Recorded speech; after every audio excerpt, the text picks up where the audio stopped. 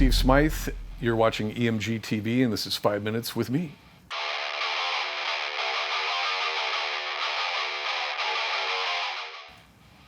Favorite riff to play live? Well, we've recently reformed Forbidden, and some of those riffs are really favorite riffs lately to play live. So I'll play a few. One of those is Forbidden Evil.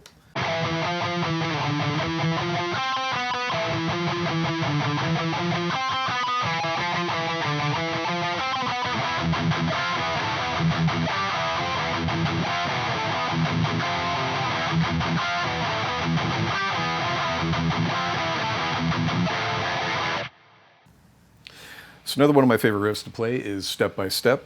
Here it is.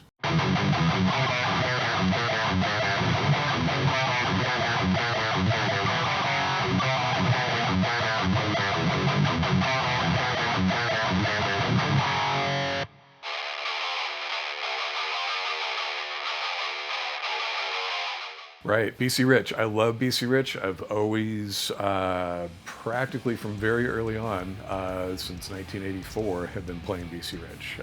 My very first guitar was a Mockingbird. I got it at a local store in Santa Rosa called Music Pro, way back when.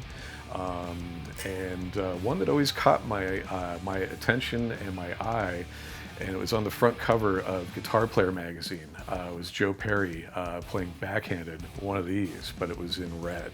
And it had all these switches and cool stuff on it, and I was just like, wow, what is that? That is super cool.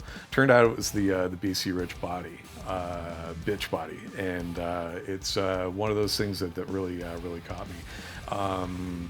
Roll around to I guess around 1983, 1984, and there was a guy called Blackie Lawless who was playing a bass with this particular headstock on it, which is called the Widow headstock. And years rolled by, my career developed, etc., and I got the opportunity to get a couple of signature guitars built with BC Rich.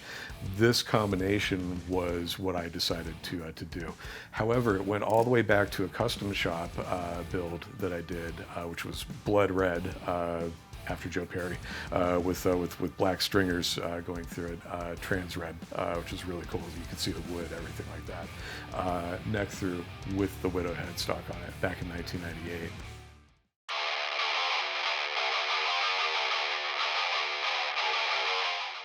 So I've got many memories of recording studio happenings and things like that, wonderful memories, and was very lucky to record in two very killer Bay Area studios. The Plant Studios in Sausalito, the old record plant, and also Fantasy Studios in Berkeley. However, this memory is at the record plant.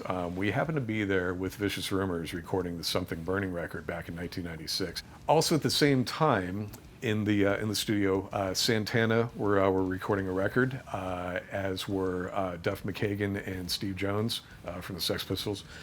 They were recording, I think, the very first Loaded record, and both sets of bands came in there while we were recording and kind of complimented us. And it was like, whoa, this is surreal.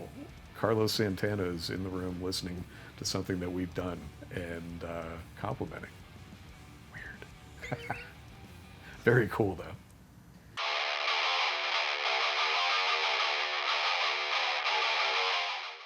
That would be a really tough thing to handle if the pedal police came and took away everything but one. I could probably get by with amplifiers and distortion and things like that, especially things being the way that they are these days.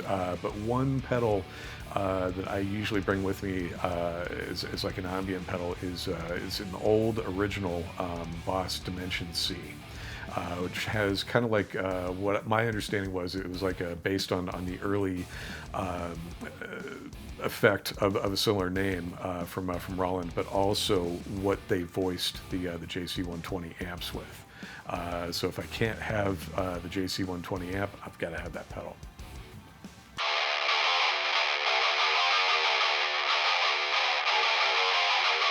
Yes, I have seen someone cover one of my songs. It was a Nevermore song that I had actually co-wrote with Warrell Dane called Sell My Heart for Stones, and the band was actually his band. covering it. It was a rehearsal footage, and they did pretty good on the song. It's one of those that it's on a 7-string. It's double drop, so drop A, drop D, and when you play it, you have to get certain intervals right, and they did a really good job on it. But that was really kind of surreal to see that they were actually touring and playing that song. I was pretty chuffed.